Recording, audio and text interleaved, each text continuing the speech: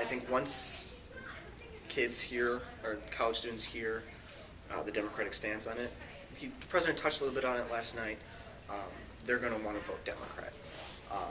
Romney has come out, the standard bearer for the Republican Party has come out and said, you should just borrow from your parents. Now, I don't know about you, but that's a bit lofty, and that's a bit for the privileged. Specifically. I have this sneaking suspicion that a lot of the student body here at DePaul are closeted Democrats. They just need to be educated to the point where they will come to fruition with the Democratic Party. I'd say gay rights is a huge issue. The Republican Party wants to leave it to Beaver trip back, leave it to Beaver trip back to the 1950s on an issue so simple, so elementary. That gay rights, and then I would say the role of the federal government.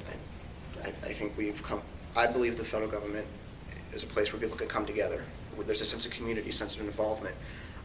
And the Republican Party has this scheming issue with the idea of federal government. We fought a civil war over it, and sorry to say, we won. My freshman year, there was a solid relationship. There were multiple debates held, flag football, but I think the radicalization I talked about with the Republican Party overall has been reflected here at DePaul.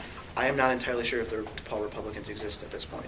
I know there's a DePaul Conservative Alliance, which I see as the Tea Party wing. They exist. They exist, yeah. I have not had any communication with them as president. So that could be my fault, that could be their fault. But it's election season. I would love to debate them, but I don't know if we'll be able to get it in before the actual election. I wrote this really lofty, poetic piece last year as a mission for the DePaul Democrats, and everyone's like, oh, that's nice. Toss it off to the side. Simply put, the mission of the DePaul Democrats is, as a small entity, a wing of the Democratic Party, is simply to promote democratic ideals here on campus, to educate the student body, and hopefully bring more voters to the Democratic Party.